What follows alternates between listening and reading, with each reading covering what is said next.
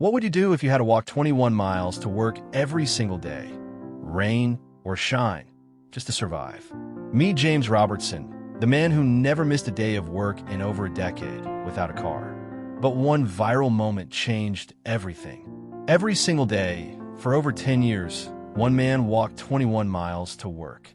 Not once, not sometimes, every day in a car. No ride, no shortcuts. James Robertson never missed a shift. He never asked for help. He just walked through rain, through snow, through dark, deserted streets of Detroit. And then one day, a stranger saw him, asked him a question. And with that one moment of kindness, James's entire world changed. James Robertson lived in Detroit, Michigan, once the heart of America's auto industry, now a city where public transportation was unreliable at best. He worked at a factory in Rochester Hills, nearly 23 miles away.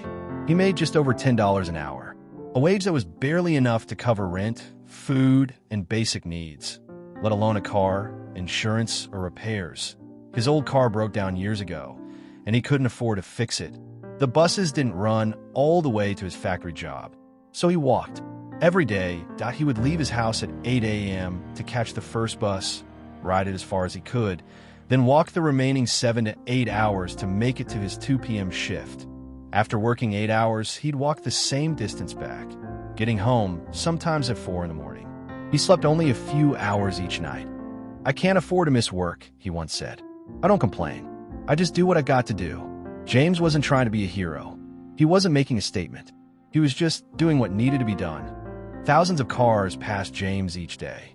Most people didn't notice him. Some probably thought he was homeless. Others didn't look at all. But one day in 2015, a 19-year-old college student named Evan Leedy noticed something different. He saw James walking in the cold and wondered, where is he going? Why is he out here every day? Evan decided to ask. He heard James's story, and it stunned him.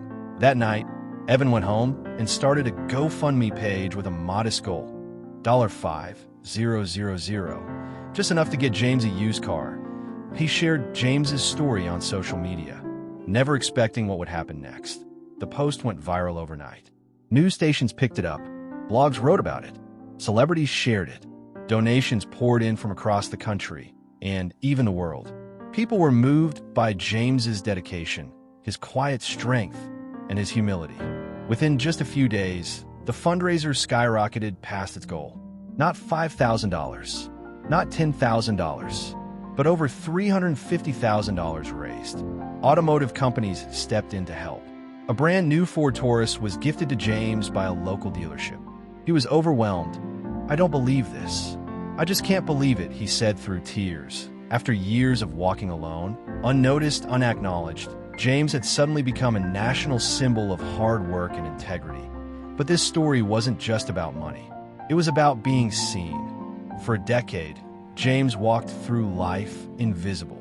Most people never knew what he endured just to show up, day after day, for a job that many would have given up on long ago. He never complained. He never asked for a shortcut. But in the end, it wasn't hard work that changed his life. It was kindness that was one person noticing. One person caring enough to ask. People say, "Why didn't you just quit?" James said in an interview, "But I love my job. I'm proud of my work. That's just who I am." And that's the part that moved people most.